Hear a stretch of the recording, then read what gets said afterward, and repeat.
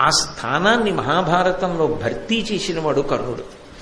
కర్ణుడు అలా భర్తీ చేసి ఉండకపోతే అసలు కురుక్షేత్ర సంగ్రామం జరిగేది కాదు. అందుకే నిజానికి ఇద్దరూ సూర్య సంబంధం ఉన్నవారే, ధర్మరాజు గారు కానీ కర్ణుడు కానీ. ఇందాకనే చెప్పాను, సూర్యుడి కొడుకు ధర్మరాజు, యమధర్మరాజు, ఆయన అంశలో వచ్చిన వాడే ధర్మరాజు గారు, సూర్యుని యొక్క కుమారుడే కర్ణుడు. అయినప్పుడు ఇద్దరూ సూర్యాంశ సంభవులు. అయిన ఇద్దరూ వైరిపక్షాల్లో నిలబడవలసి వచ్చింది.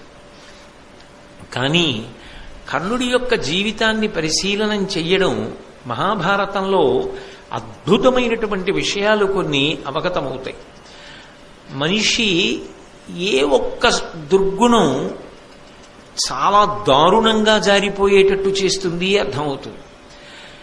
మనిషిలో ఎన్ని సద్గుణాలున్నా, ఎంత గొప్పవాడైనా, పుట్టుకతోనే ఎంతటి శౌర్యమో పరాక్రమమో ఉన్నవాడైనా, ఆయన చెయ్యని తప్పుకి, ఎవరో చేసిన తప్పుకి ఒక్కొక్కసారి వ్యక్తుల జీవితాలు ఎంత దారుణమైన స్థితి వైపుకి తిరిగిపోతాయి అన్నవి పరిశీలనం చేస్తే కర్ణుడిలా ఎవ్వరూ కూడా అంత బాధపడవలసినటువంటి స్థితి సమాజంలో కలగకూడదు అంటే ఏ విషయంలో అత్యంత జాగ్రత్త అవసరమో కూడా మహాభారతంలో కర్ణుడు అన్న విషయాన్ని పరిశీలనం చేసినప్పుడు అర్థమవుతుంది. అందుకే అసలు మహాభారతం కర్ణుడితోటే మొదలై మహాభారతం కర్ణుడితోటి పూర్తయిపోతుంది అంటారు పెద్దలు.